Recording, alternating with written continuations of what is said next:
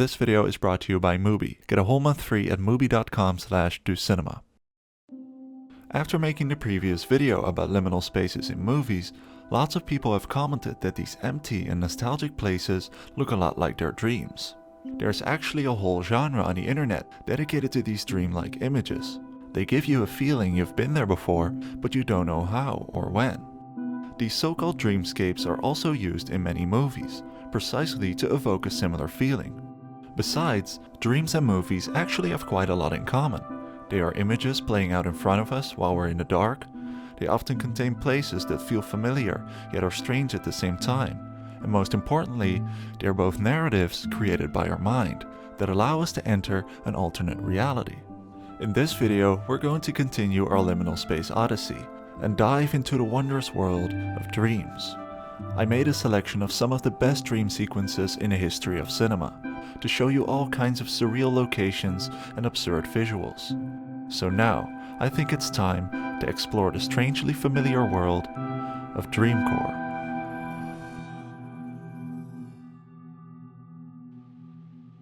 Especially in children's movies, the dream world is often associated with a colorful utopia. A place somewhere over the rainbow which can be entered through a secret door or portal, like in The Wizard of Oz or Alice in Wonderland, who falls down a rabbit hole and lands into a fantasy world that's full of weird people and animals.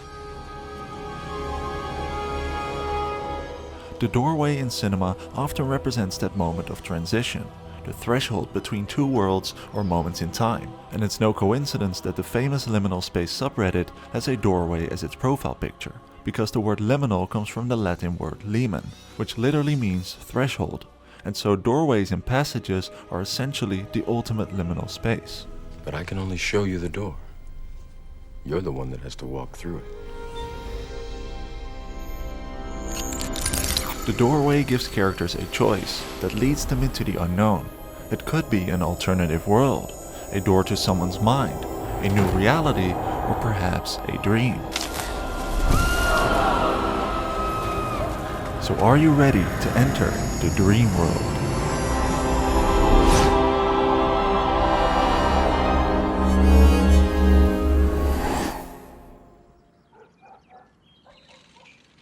Welcome to the dreamscape.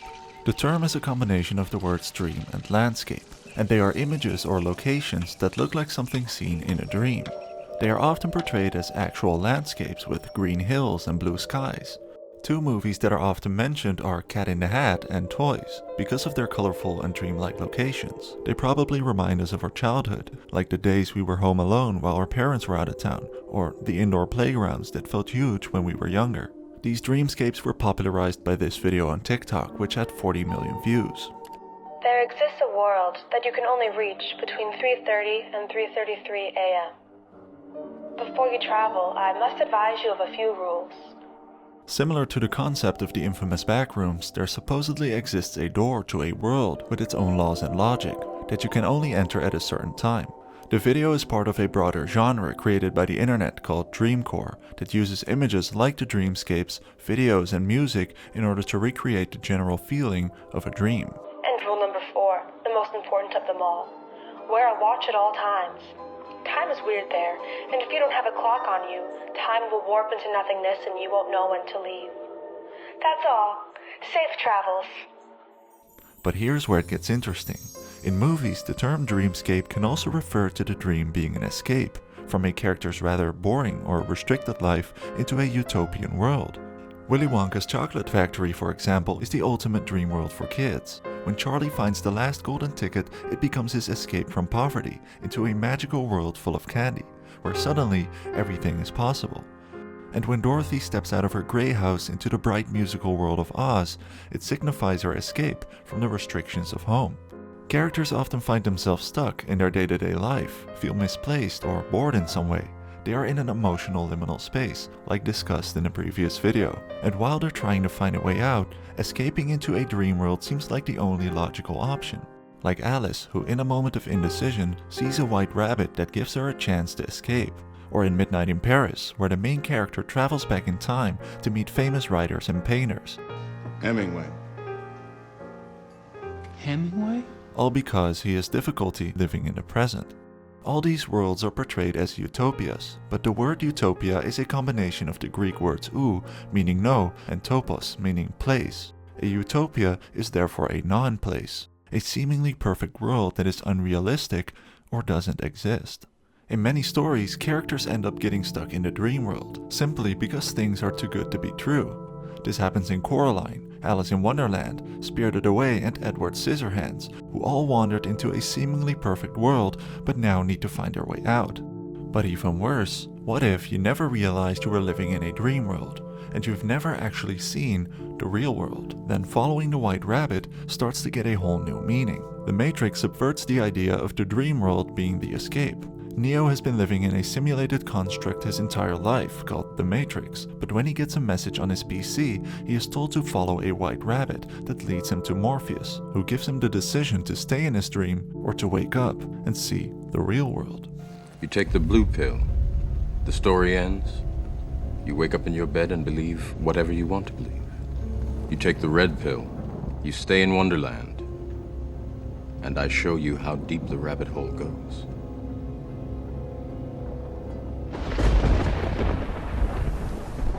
The most famous movie about exploring the nature of dreams is Inception by Christopher Nolan. The movie shows how most of the time we are unaware of the fact that we're dreaming, but occasionally we are able to transcend this barrier of unawareness. This concept is called a lucid dream. It's when you become aware that you're dreaming, allowing you to explore and even manipulate the dreamscapes. Kinda like this SpongeBob episode. You know, Patrick, this is a dream. You can do anything you want. Yep. I mean anything. Watch. I can turn into a skyscraper going up. Huh? I can make 1,000,000 of these. Huh? Huh? Yep. Ah, tartar sauce. I'm going to a different dream. Okay. Bye, SpongeBob. Inception uses a technology called dream hacking, which allows them to enter other people's dreams, like SpongeBob, and even enter a dream, within yet another dream. Time plays a huge role in Nolan's films, from severe time dilation in Interstellar, where 1 hour on Miller's planet equals 7 years on Earth, to the use of reverse time in Tenet, and so does this in our dreams, because we are not really aware of the time passing. You might recognize this famous painting by Salvador Dali called The Persistence of Memory. This is probably the first dreamscape ever created, which dates back to the 1920s Surrealist movement. The melted watches refer to the fact that time and space are often distorted in our dreams. Just like in the backrooms, what feels like a decade might just be a few minutes in reality. And in Inception, the more dream levels they go down into the subconscious, the slower time starts to move. Some claim that Inception was inspired by the anime Paprika, as many of the shots and concepts are very similar. But if we are able to control dreams, can we also have control over time? The movie Primer had a budget of only $7,000 and is one of the most realistic movies when it comes to time travel. Two guys start experimenting with a time machine and change the past and future to make infinite money on the stock market, but they soon discover that their actions lead to dark consequences. The butterfly effect refers to the idea that small changes such as the flutter of a butterfly's wings can cause big changes in the future. A single decision could make your future look completely different. If Neo had taken the blue pill, the movie would have ended fairly quickly. The main character in Mr. Nobody has to choose between his mother and his father. In the seconds preceding, we see the rest of his life flash by, wondering where each choice will take him. Maybe you've ever had a déjà vu. That strange moment when it feels like you've been somewhere before. Now imagine waking up one day, only to realize you've already lived that day before. Then waking up the next day and it's still that same day, and again, and again, and again.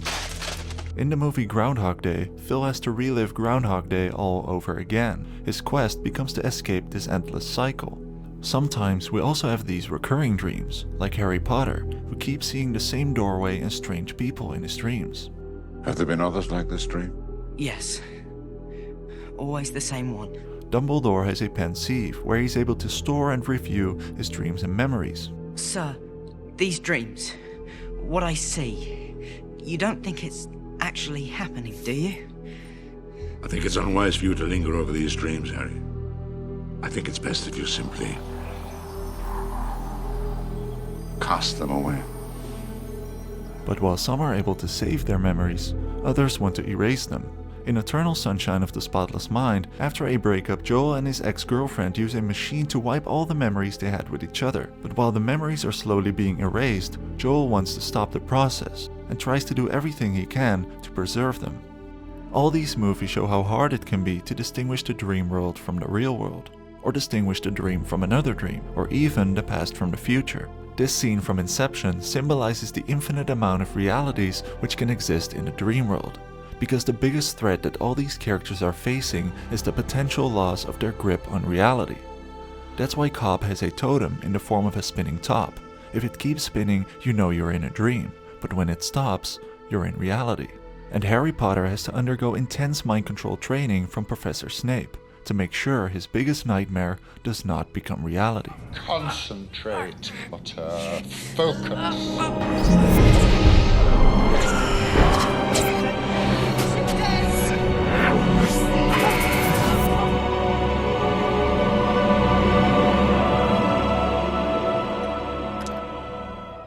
You've been living in a dream world, Neo. This is the world as it exists today.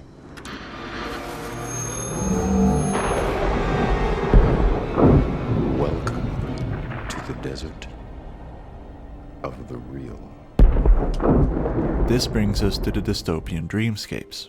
A world where it becomes harder and harder to distinguish the real from the artificial is also explored by Blade Runner.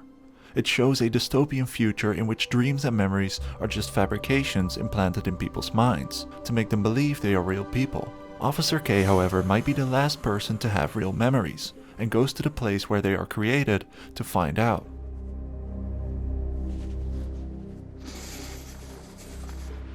I know it's real.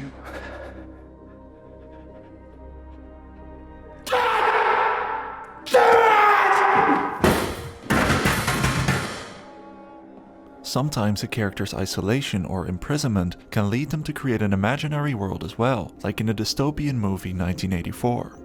Do you know how long you've been here? No. Weeks? Months? Do you know why you're here? Hallucinations and dreamlike scenes are often used in movies where the main character is becoming mentally unstable. We see this in movies like Fight Club and Donnie Darko, where the main characters create alter egos caused by insomnia or schizophrenia. These unreliable narrators give us a hard time distinguishing fact from fiction because we experience everything from their perspective. And in Shutter Island, where the main character has daydreams of meeting his wife who passed away, only to realize that it was all an illusion. In Life of Pi, the main character has been surviving in the Pacific Ocean after a shipwreck, together with a tiger on a lifeboat, and after months he thinks he sees an island. This is called a Fata Morgana. It is an Italian term used for the mirages often seen by sailors in the Strait of Messina, who believed that they were seeing fairy castles or false land created by witchcraft to lure them to their deaths. Words are all I have left to hang on to. Everything mixed up, fragmented.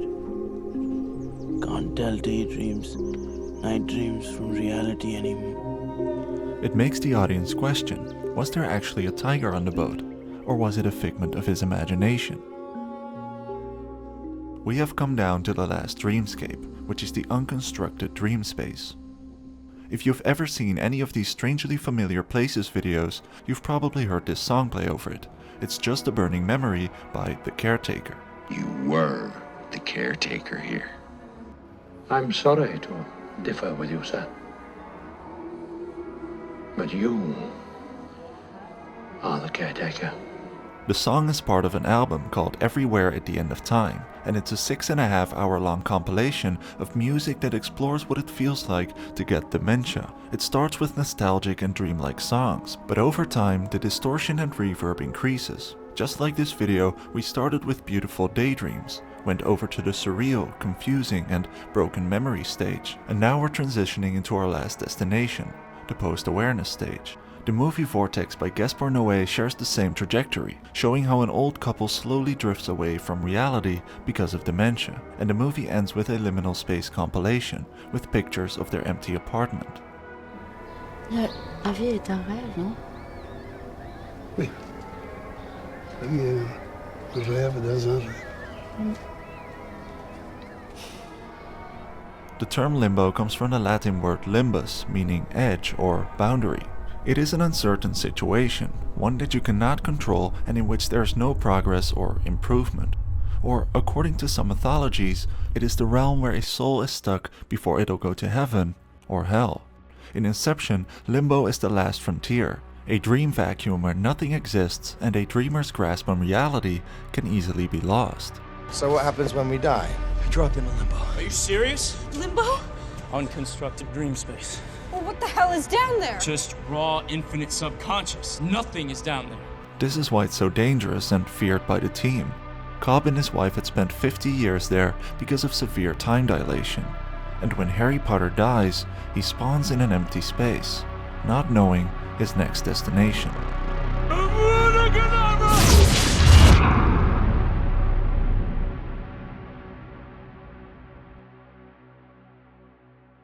So what is next? Perhaps nothingness. The afterlife maybe. Depending on your religion or beliefs, this space might look completely different. Tree of Life by Terrence Malick ends poetically with families being reunited in the spirit world, and Andrei Tarkovsky uses cinema as a reflection on life, using flashbacks to his childhood and almost spiritual-like dream sequences. And Enter the Void by Gaspar Noé explores the Buddhist belief that our consciousness continues after death and may be reborn. But perhaps it's reincarnation, and we meet again in another life. I want to live a real life. I don't want to dream any longer. I'll see you in another life, when we are both cats. But no matter which one you choose, all these directors capture life as a reflection, and ultimately, life as a dream. I'll be going now, Harry. Professor? Is this all real? Or is it just happening inside my head? Of course it's happening inside your head, Harry. Why should that mean that it's not real? Dreams are like the theater of the mind. Just like movies, all dreams feel real while they're happening. And when you wake up, sometimes you're moved, sometimes you're terrified, and sometimes you've no idea what happened. The most mind-blowing part of Inception is that it's not only about dreaming, it's also about making a movie. The main character comes up with a concept called Inception, he hires people to create the dream, and each crew member has a specific role to make the illusion as believable as possible. And when the movie ends, the dream also ends, precisely because the movie itself was our escape from reality. They say dreams and movies are only true while they last, but can we at best say more of life? Because I think that life is the most beautiful movie we'll ever get to see. Relax, David. Open your eyes.